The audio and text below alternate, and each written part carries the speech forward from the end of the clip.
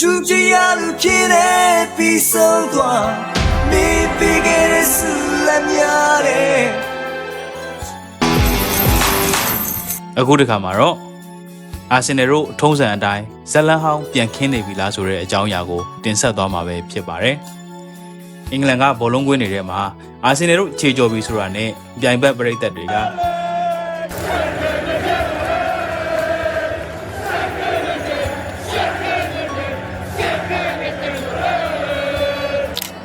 ဆိုပြီးတော့တန်ပြိုင်အော်ဟစ်လောင်ပြောင်လေးရှိကြပါတယ်။ဒီလိုပါပဲမြန်မာပြည်ကဘောလုံးပရိသတ်တွေကြားမှာလည်းရာသီကုန်ကနေရောက်ပြီဆိုရင်အာဆင်နယ်ကို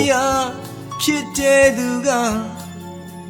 အကောင်းဆုံးရှုံးသူတဲ့တကယ်ဆိုအားလုံးနဲ့ဘာမှမခွဲပြားပဲအဆုံးတရားလက်ရှုံးမယ်စီသူတွေရဲ့ဒုတိယသချင်းနဲ့စာနောက်လေးရှိတာထုံးစံတစ်ခုလိုဖြစ်နေပါပြီဒီ2025-2026ရာသီမှာတော့အာဒီတာတယောက်ဒီသချင်းတန်တွေကိုအပီးတိုင်အဆုံးသက်သွားပြီးတော့မယ်လို့ထင်ခဲ့ရပါတယ်။ပြီးခဲ့တဲ့အောက်တိုဘာလကတည်းကဇယားထိပ်မှာနေရာယူထားသလိုချန်ပီယံလိမှာလည်း10ပွဲဆက်အနိုင်ရရှိထားခဲ့ပြီးလွန်ခဲ့တဲ့2ပတ်အထိ OPT ရဲ့ခံမှန်းချက်တွေအရအာဆင်နယ်ပိုဆွဲဖို့ရာခိုင်နှုန်းဟာ 93.6 အထိရှိခဲ့တာပါ။ဒါပေမဲ့အခုတော့စီသူရင်းရဲ့သချင်းတန်ကအဝေးကနေပြန်ပြီးတော့လွင့်ပြန့်လာနေပါပြီ။နောက်ဆုံးကစားခဲ့တဲ့လိပွဲ9ပွဲမှာအာဆင်နယ်တို့2ပွဲပဲအနိုင်ရခဲ့ပါတယ်။ Wolves နဲ့ United ကိုပေးလိုက်ရတဲ့ဂိုး9ဂိုးစလုံးဟာပြိုင်ဘက်တွေရဲ့မျှော်မှန်းကိုတကိုးတောင်မပြည့်တဲ့အနေအထားကနေဝင်သွားတာဖြစ်လို့အာဆင်နယ်ခံစစ်ညံ့တာထက်ကန်ဆိုးတာကပိုများတယ်လို့ဆိုနိုင်ပါတယ်။ဒါပေမဲ့တိုက်စစ်ပိုင်းမှာဂိုးကန်သွင်းခွင့်တွေက20ရာခိုင်နှုန်းလောက်ထိထိုးကျသွားတာကတော့အတီတာအမြန်ဖြည့်ရှင်းနေဖို့လိုပါပြီ။အာဆင်နယ်ပရိသတ်တွေရင်လင်းနေတာကရလက်ပိုင်းကျဆင်းသွားတာထက်အရင်လိုအဖြစ်ဆိုးမျိုးပြန်ကြုံလာတော့မလားဆိုတဲ့စိတ်တန်ရာကြောင့်ပါပဲ။2022-23ရာသီတုန်းက248ရက်တိတိဇယားထိပ်ကနေဥဆောင်ခဲ့ပြီးမှလမ်းချော်ခဲ့လို့ဒုတိယ2023-24ရာသီတုန်းကလည်းအကောင်းဆုံးပုံစံပြနိုင်ခဲ့ပေမဲ့နောက်ဆုံးမှာ CD ကိုမမီခဲ့လို့ဒုတိယအခုလေ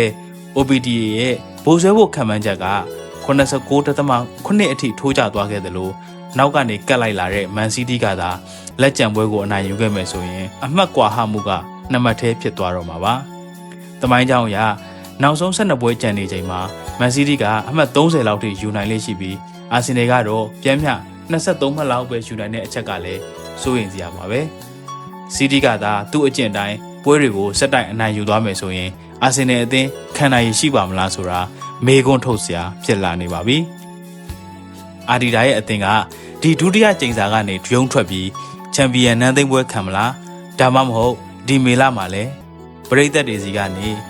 second again ole ole ဆိုတဲ့တံပြိုင်ဟစ်ကြွေးတန်နေနဲ့စီသူလင်ရဲ့ဒုတိယသချင်းကိုပဲပြန်လည်နားထောင်ရမလားဆိုတာကတော့ရင်ခုန်စရာကောင်းပါတယ်ဒီတစ်ခေါက်လဲနောက်ကျပေမဲ့စောင်းဝင်လာခဲ့ပြန်ပါပြီဒါကတော့အာဆင်နယ်တို့ထုံးစံအတိုင်းဇလန်အောင်ပြန်ခင်းနေပြီလားဆိုတဲ့အကြောင်းအရာကိုတင်ဆက်သွားခဲ့တာပဲဖြစ်ပါတယ်အခုလိုမျိုးဘောလုံးနဲ့ပတ်သက်တဲ့အကြောင်းအရာတွေကိုခန်းစားခြင်းနဲ့ဆိုလို့ရှိရင်တော့ကျွန်တော်တို့ရဲ့ Orange Score Channel လေးကို like and subscribe လုပ်ထားပေးဖို့မြစ်တာရက်ခံပါတယ်။ဇုံးတီနားဆင်ပေးကြလို့အားလုံးကိုကျေးဇူးတင်ပါတယ်ခင်ဗျာ။